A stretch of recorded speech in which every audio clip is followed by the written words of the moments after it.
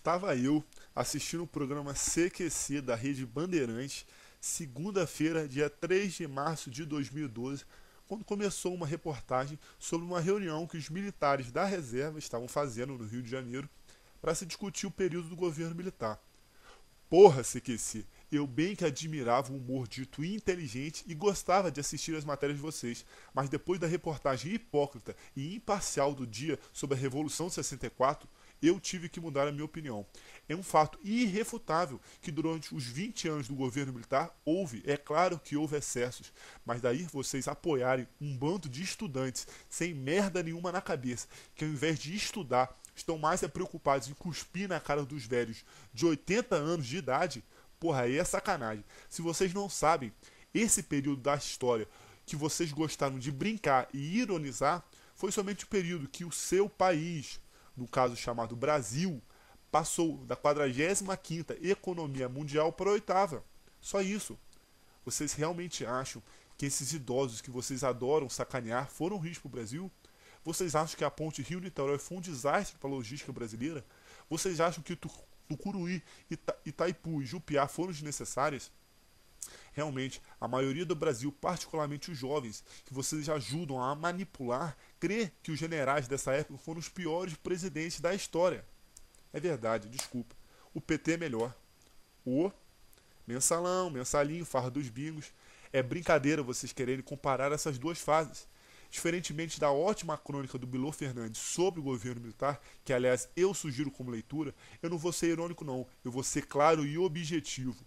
Me parece que vocês aí do CQC estão juntos da excelentíssima Dilma Rousseff, que aliás nunca criticam e que adoram entregar presentinhos. Como ficar do lado de uma senhorita que foi casada com um especialista em fazer bombas? Como ficar do lado de uma mulherzinha inocente que tentou assaltar o banco da lavoura de Sabará? Como, falem? Como que a Dilma e seus filhotes têm a cara de pau de falar em tortura?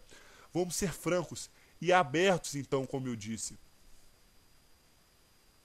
Quem foi o responsável pela morte do tenente do Exército Brasileiro que foi encontrado morto com as bolas do saco em seu estômago?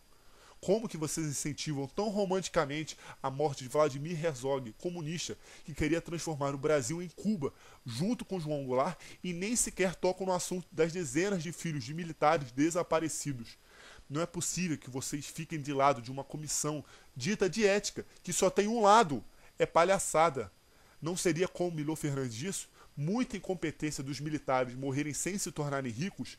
Vocês realmente acham que os generais não deram certo? Vocês acham que o PT e a esperta da Dilma não estão colhendo os frutos que começaram a ser plantados em 64? Não é verdade. Tudo começou com o coitado e antigo operário Lula, o filho do Brasil.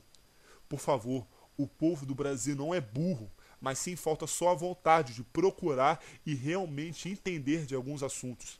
Acorda, tortura teve dos dois lados e foi um período conturbado, sim, mas foi necessário. Pessoal, isso aqui é principalmente voltado a cidadãos que, assim como eu, são jovens e que na maioria das vezes é levado por esse instinto de mudança, revolução inerte desse período de vida e não pensam no que e por que estão falando.